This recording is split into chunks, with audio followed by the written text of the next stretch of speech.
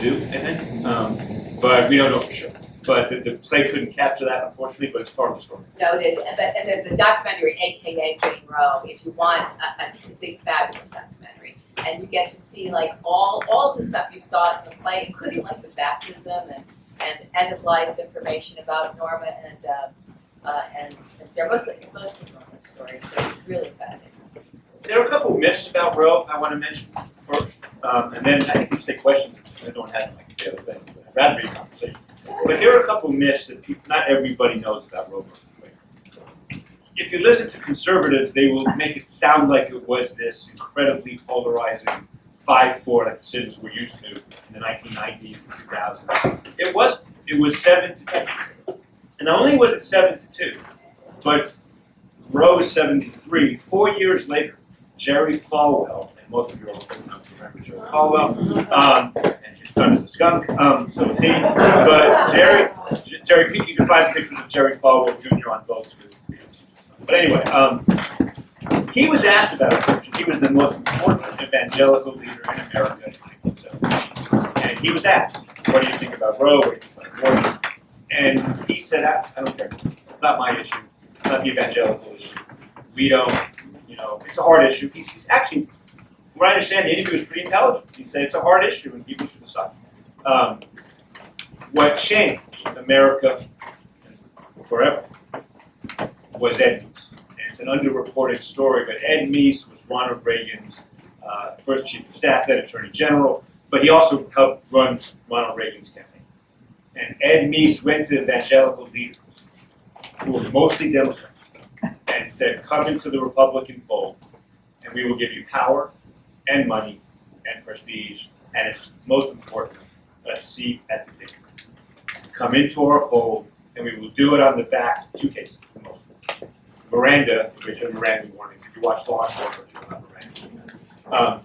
Very controversial case in the 60s, and Roe versus Wade. That political move, and then Ronald Reagan ran for president, calling abortion a holocaust, which to this day I don't believe he believed, because he was pro-choice for most of his life. It's very reflective of today. It was all politics. It wasn't about the fetus, and it wasn't about women's rights, and it wasn't about anything other than getting elected in politics. Really. And then Reagan made the promise to appoint a woman as the first Supreme Court justice, and good for him. That was a good promise. I'm glad he promised. He won. 1980 rolls around, and guess what? Because of sexism in our society, there were no women with the resumes, very few women in 1980, with the resumes to be on the Supreme Court. So they looked far and wide, and it turns out that Justice Rehnquist, who was on the court at the time, actually made a communication informally to the White House saying that my friend from Stanford Law School, Sandra Day O'Connor, he suggested her. And they found her, they appointed her.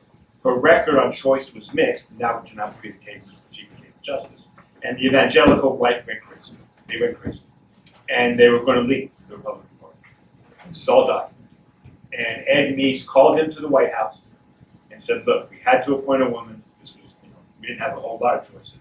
But we promise you, the next 2 are going to be a guy named Antonin Scalia and again a guy named Robert Mueller. And Scalia got the next seat because he was an Italian-American, and a Democratic Congress put him through 99.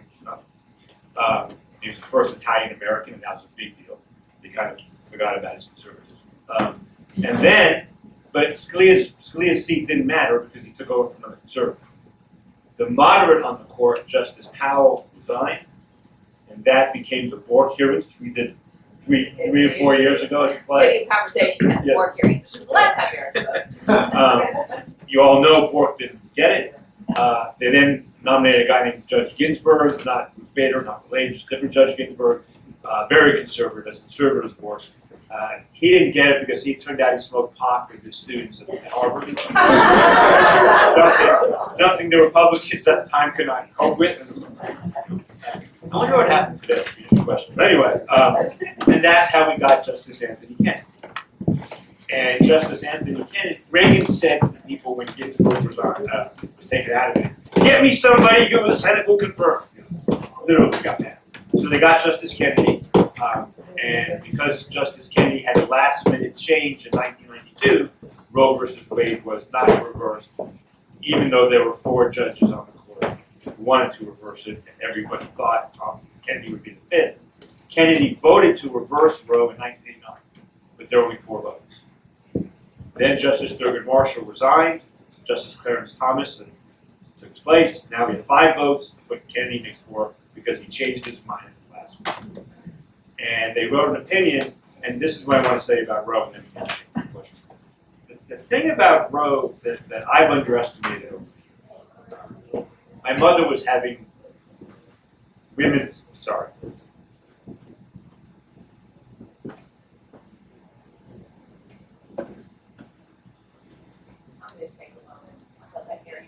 Because I'm going to introduce our cast members. Can we have a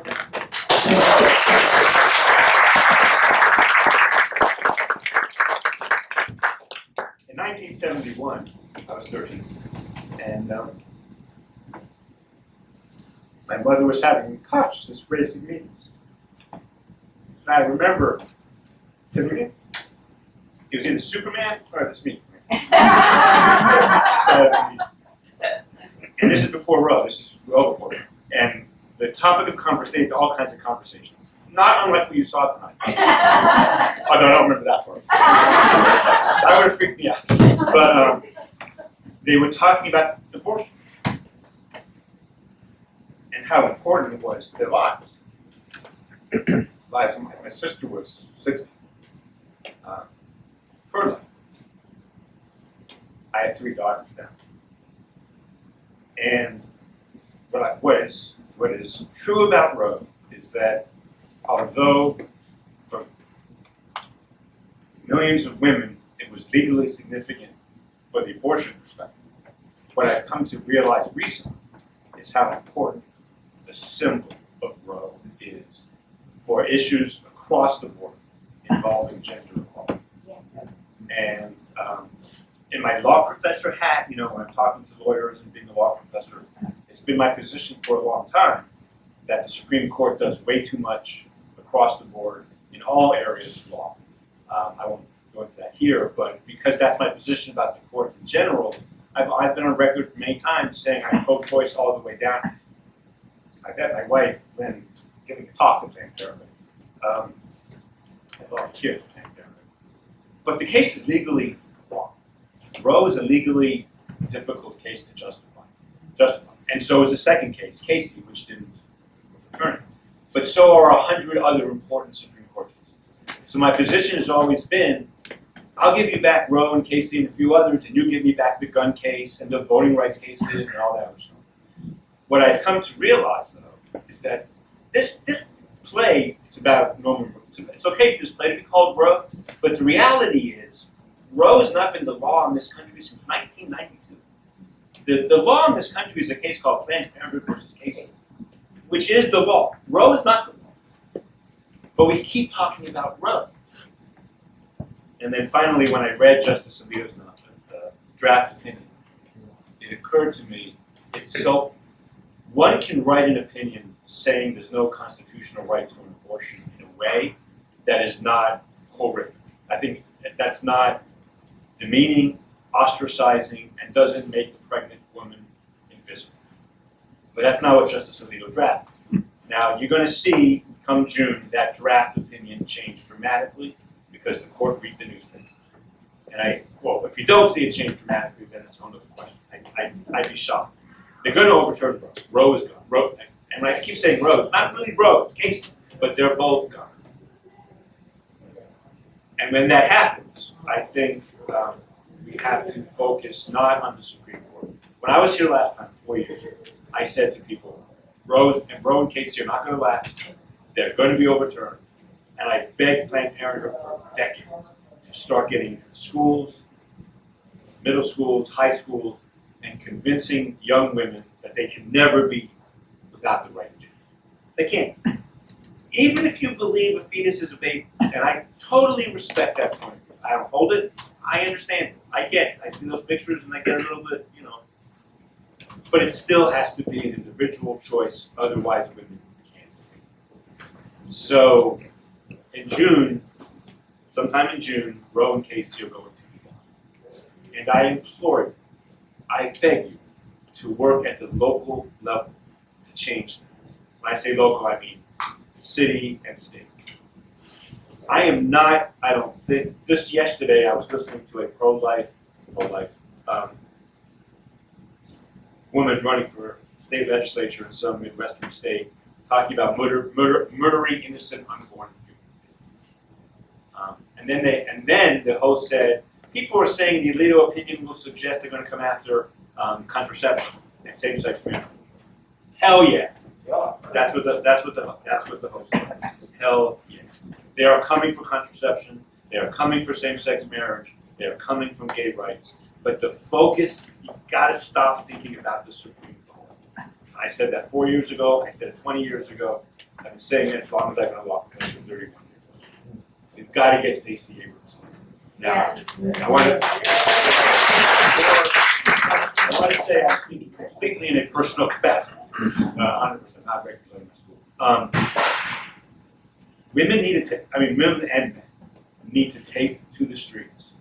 And it's not convincing the Supreme Court they got it wrong. It's convincing people you can elect to vote the way you need them to vote. Because you can't convince Justice Alito. He's an asshole. And I'll say it for the record. And on Monday or Tuesday of next week, I'm not sure when, one of the leading philosophers in the world is going to, I have a podcast, I'm going to promote it, but I was lucky to get it on Friday. And he's going to say on this podcast what we all know to be true, which is there are 6 Catholic judges on the Supreme Court of the United States. And that's why the law's changing. It's not about precedent. It's not about text. It's not about what Alito claims is the original meaning of the Constitution. It's not about any of those things. If you don't believe me, this is my podcast, and hear this world-famous philosopher at the University of Chicago saying this. His name is Brian Blake, and he is very famous. I'm giving you a preview. But he's going to say that. But we all know it to be true. And this is the hypothetical I would give him. Imagine 6 diehard atheists on the street, like serious atheists.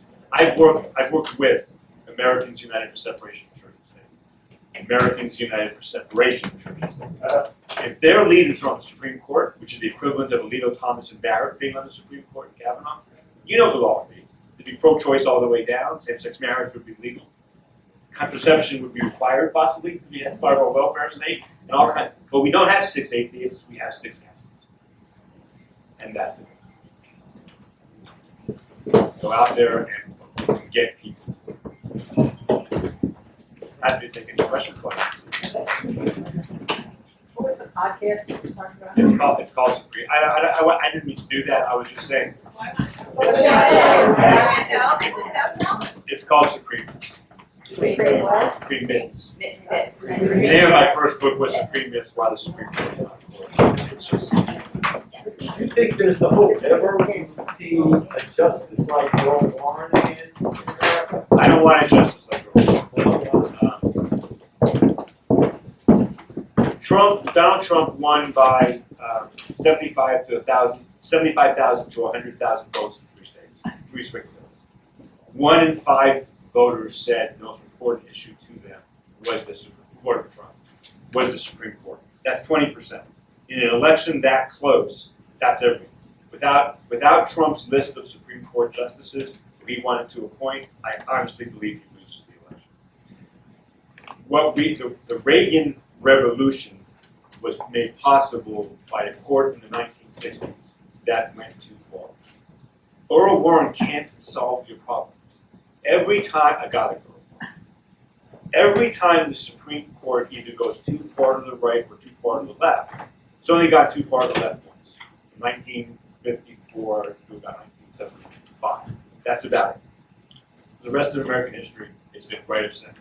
But a leftist, progressive Supreme Court causes a political backlash that does more harm than the Supreme Court does good. That's been my academic perspective on the Supreme Court for 30 years. That's the thesis of 2 of my 2 books. And I'm sorry, I know this is a very disappointing thing to hear. Ronald, listen, the Nixon, I'm really going back. The Nixon, Hubert Humphrey election in 1968 was really close. And you know what pushed Nixon over the top? Law and order Roe wasn't, abortion wasn't there yet. By the way, Nixon never ran an abortion, either time. He was conflicted about it. But what he did run against was Miranda and the Warren courts, the coddling of criminals and all. It was law and order. Amen. Without the Supreme Court, in some people's eyes, overstepping in the 1960s, we might not even get Nixon. And by the way, if we don't get Nixon, the whole history has changed. So my answer to you is you don't want it or you know who you want? You want Justice Stacey Souter, or you want Justice Byron White. White, there's the Democrat and the Republican. White was appointed by Kennedy and was pretty conservative. Souter was appointed by Bush and ended up being very liberal. But what they both were moderate. And they were both somewhere between center left and center right, and neither one was an ideologue. Now, White was an ideologue about abortion because he was a fat guy. But in every other area of constitutional law, Justice White would flip the flop. That's who we want. We want a moderate court that will do very little, and only when the constitutional violation is clear should unelected life tenure judges tell us what to do. So Brown versus Board is a correct decision. How do I know that? Because I can read the equal protection law. And having poor, unfunded, insecure, violence-ridden schools for blacks and nice, more elitist, wonderful public schools for whites, that's a denial of equal protection under the Obergefell decision, same-sex marriage. Two men want to get married, a man and woman want to get married. They get financial benefits, they get privileges, they get all of this stuff, and the two men don't. That's a literal denial of the equal protections of the law. Other than criminal procedure cases, which the court should rule on. That's about it. That's about it. The court should stay out of our lives. So if you're a liberal and a progressive court is only good for about 5 years. And then the political backlash. One other other thing.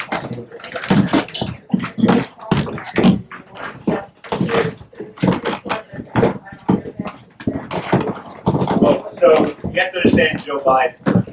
Now, don't get me wrong about this. Thank God Joe Biden is president, not Donald Trump. Joe Biden is also, this is going to be this trigger alert. This is going to be very painful. And so I am on record in numerous places of saying that, I've been saying this for 25 years. I have 2 dear friends here who can vouch for me that I've been saying this for this long. Clarence Thomas is a terrible, evil man, I'll say it. Yes. And I don't know if Anita Hill was telling the truth. I believe it myself. Let's be honest. None of us were there. None of us know. Here's what we do know. There was another woman in Washington, D.C., outside of that hearing room, willing to cooperate with what Anita Hill said. Their own story. And Joe Biden, the chairman of the Senate Judiciary Committee, would not let her testify. So what you have to understand about Joe Biden is, and he's changing a little because as the whole country moves to the right, he's moving a little more to the left. But through his entire career, he has been a very much of a moderate when it comes to the Supreme Court. And he had no interest in court reform. So there were 36 members of the Supreme Court Reform Commission you all heard about. There were 36 members. First of all, nothing ever gets done ever with a 36-member commission. More importantly, there are about 5 law professors I'm not exaggerating this. There are about 5, I'm not understating this. There are about 5 constitutional law professors in the United States who are known as the most critical of the Supreme Court of all law professors. I'm one of those 5, but I'm not famous. Another one was Dean of Stanford Law School. Another one is at Harvard Law School. 2 are at NYU. They are world famous, serious, Dean of Stanford Law School. None of them were asked to be on this commission, and neither was I. They cited me for this. No, none of us were asked because they didn't want to hear. Because Biden was not interested in serious court reform. Now, from a pure political perspective, I understand where Joe Biden's coming from. So I waited about a week after the slip opinion came out, and which, by the way, is horrific. That opinion has depressed me beyond imagining. I didn't even think Alito would write that kind of. It's a draft.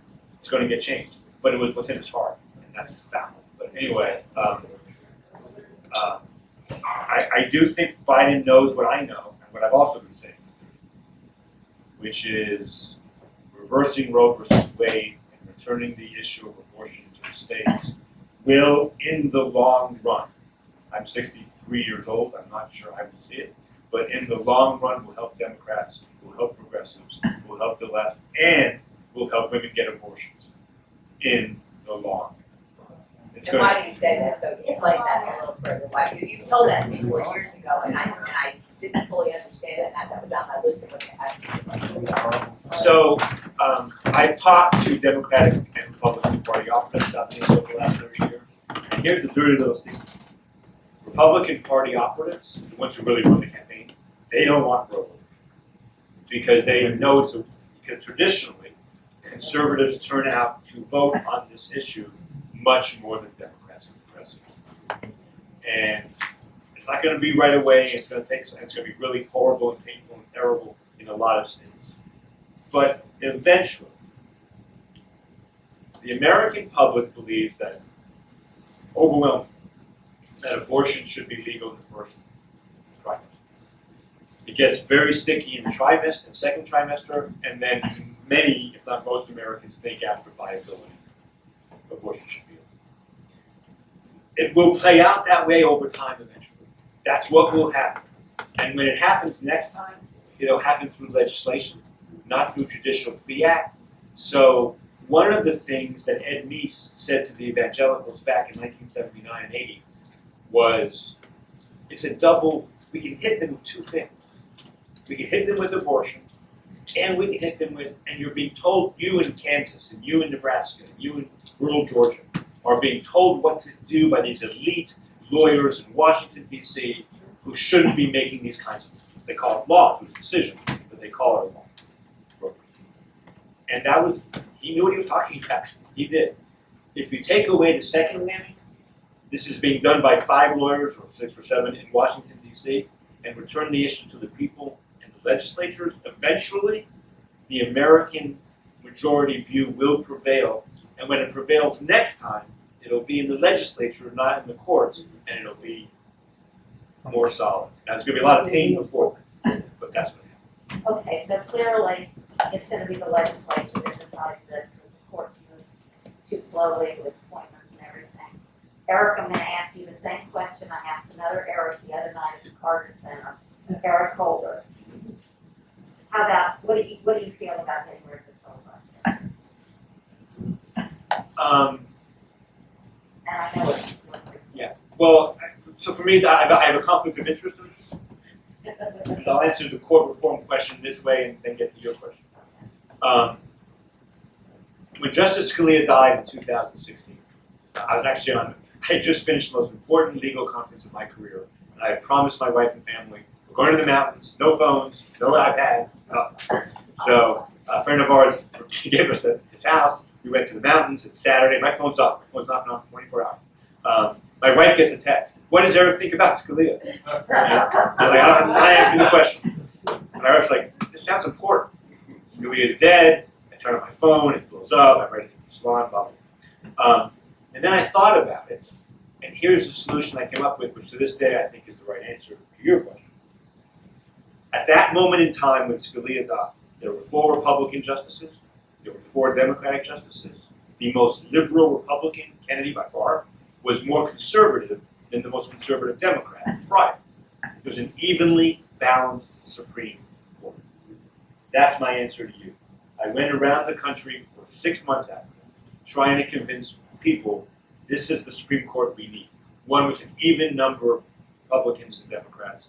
And I ended up, it was in the New York Times, and I ended up talking to law schools about it. I had a way to get independent in if we needed to. I had cash for that. The pushback I got was, but Eric, the president can nominate anybody he wants constitutionally, which is true. But even 3 years before Garland, I said, but the Senate doesn't have to give that person a hearing, which is also constitutionally true. And then they said, how are you going to implement this? And I said, well, let's talk about the filibuster. We have had the filibuster for legislation for 150 years. And all it is an agreement among the two parties. So when nobody in the Republican Party would allow President Obama to name judges to the D.C. Circuit, which was going to hear the Obamacare case, which was incredibly important. Democratic operatives decided it was important to get rid of the filibuster for lower court judges. Just for lower court judges, that's it. That's a 51-49 vote. It's not 60, it takes 51-49 to do it. So they did. Republicans came in and they ended the filibuster for the Supreme Court, which is why we have the justice we have. But we still have it for legislation. And my point was, my 4-4 idea could be done the same way. They can just agree forever, and it's kind of like mutually assured destruction for you Cold War people. You know, the reason we have the filibuster is neither side is willing to take the risk of taking it away for the other side. That's my argument for the 4-4 court. The first one that breaks that agreement, we then go back to the old terrible days of Bork and other hearings and whatever. Having said all that, if I were king, I would probably get rid of the filibuster tomorrow, but only because our Senate is so mountain. We had to dumb it. This country has, I'm not going to talk about the electoral college because that's complicated, so leave that aside. The idea that Wyoming has the same amount of power as California has to be one of the most insane things in the world.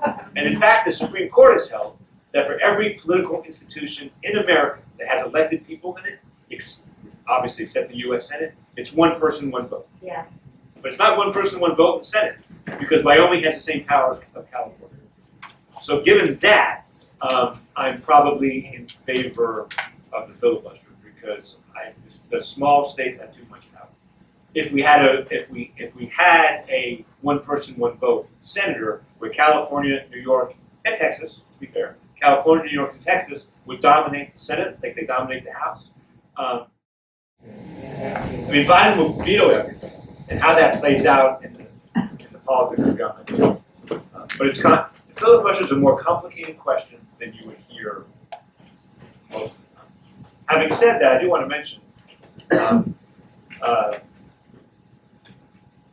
Sarah Weddington argued Roe versus Wade when she was 26 years old.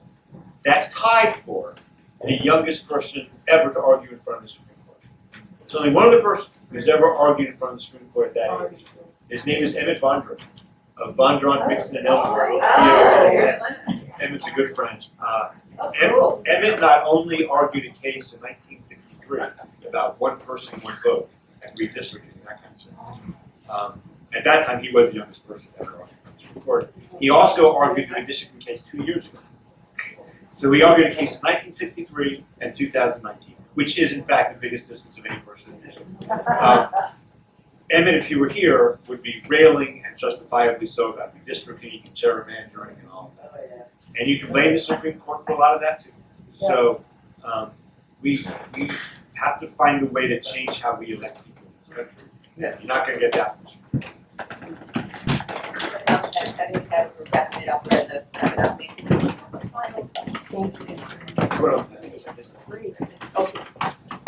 This is a long, this is the fault. I think we can make it work. So I've been despairing about Dr. Segall, obviously with all of us. I'm curious to hear, the principle seems to be that, according to Alito, is that the constitutional rights that are valid, I guess, are those that are, I don't remember exactly, deeply rooted in the fabric of some society. The traditions and history of our country. What does that mean to It's you? a racist, sexist, horrific idea. But the thing is, I have more credibility to make that statement than 99% of progressive law professors, because 99%, except for the 4 people, of progressive law professors will want the court to do all kinds of progressive things. I don't. I want the court to get out of our lives, and I wanted that for a very long time. But unfortunately, what we have now are 6 Supreme Court justices who were raised on this idea that Roe versus Wade was a travesty. I mean, John Roberts is mindful of the Republican Party's interest in all this and of the Supreme Court's reputation, so he's going slow.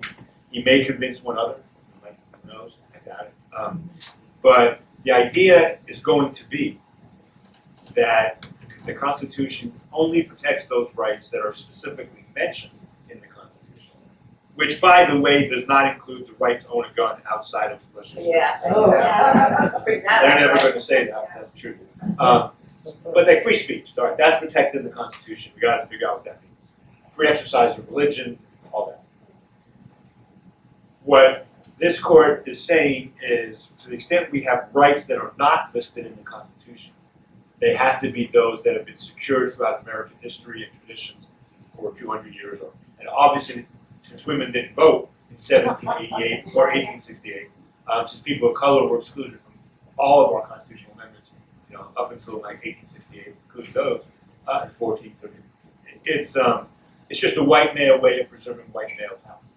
Quick follow-up, do you believe that particular, that logic or that phrasing will change in the actual opinion? No.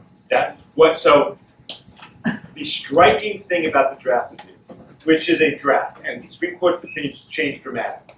And now they're going to want to show that to you. So the reason it's going to change dramatically has nothing to do with these 5 justices thinking they went too far. It's going to have everything to do with the public persona. We work hard on our opinions. We take it seriously. This was a draft. You can see how much has changed. Bully us, aren't we great? It's the same performative stuff, I hate to say this, but it's true, that Scalia and Ginsburg love to do. Scalia, Ruth Bader Ginsburg was an American hero. But she was flawed, like all of us. And one of her flaws was this performative friendship with she was sincerely his friend. What she underestimated was the symbolic power of that. Because Scalia was a racist, a bigot, and a sexist. I've written articles about that, I've documented it. So this is another way of saying white male Christian power is here to stay. Now, in response to that, real quick, just yesterday, somebody put something on Twitter about how 43% of women are pro-life.